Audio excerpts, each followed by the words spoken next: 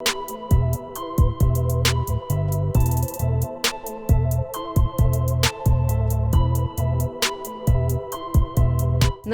आप देख रहे हैं punjabkesari.com और मैं हूं आपके साथ Ruhi. National board of examination in medical science यानी NBEMS ने नीट पीजी परीक्षा स्थगित कर दी है। ऑफिशियल वेबसाइट पर जारी नोटिस के अनुसार परीक्षा अगला नोटिस जारी होने तक स्थगित रहेगी।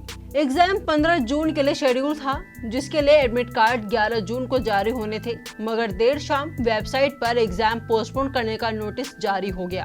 दरअसल 30 मई को सुप्रीम कोर्ट ने NBE को निर्देश दिया था कि परीक्षा एक ही शिफ्ट में आयोजित की जाए। इसके लिए जरूरी हो तो एग्जाम सेंटर्स की गिनती बढ़ाई जा सकती है।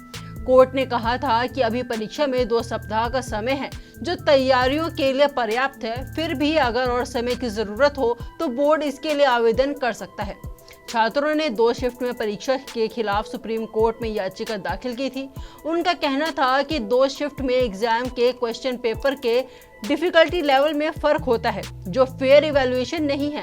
परीक्षा में हासिल किए गए नंबर्स में भी फर्क आ जाता है। एग्जाम में ट्रांसपेरेंसी की मांग वाली याचिका पर ही सुप्रीम कोर्ट ने 22 मई को सुनवाई की थी।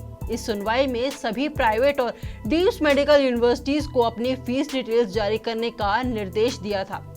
वहीं नीट पीजी 2024 परीक्षा के एस्पिरेंट्स ने सितंबर साल 2024 में परीक्षा में पारदर्शिता के लिए याचिका दायर की थी। स्टूडेंट्स की मांग थी कि परीक्षा आयोजित करने वाली एजेंसी NBEMS एग्जाम के क्वेश्चन पेपर और स्टूडेंट्स की आंसर भी जारी करे। इससे कैंडिडेट्स को अपने रिजल्ट का सही आंकलन करने और बेहतर तैयारी करने में मदद होगी। स्टूडेंट्स की दूसरी मांग थी कि एग्जाम एक ही शिफ्ट में हो।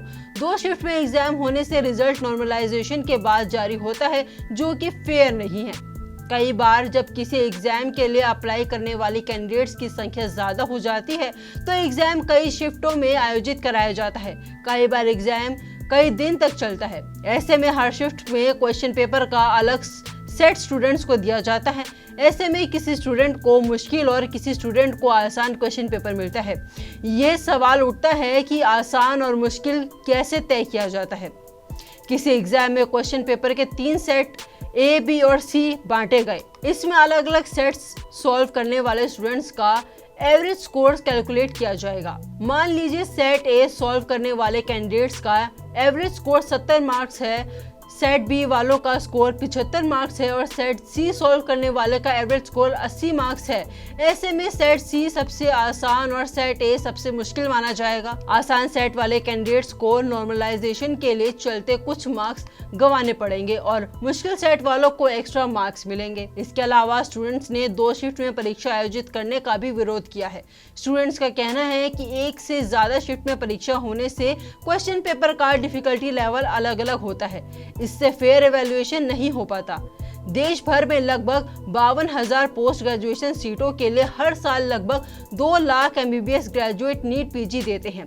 पिछले साल पहली बार नीट पीजी एक शिफ्ट फॉर्मेट की बजाय 2 शिफ्ट में आयोजित की गई थी। 11 अगस्त को पहली शिफ्ट सुबह 9 बजे से दोपहर 12:30 बजे तक और दूसरी शिफ्ट दोपहर 3:30 बजे से शाम 7 बजे तक हुई थी। इसी तरह की तमाम डेट्स के साथ बने रहिए और देखते रहिए punjabkesari.com।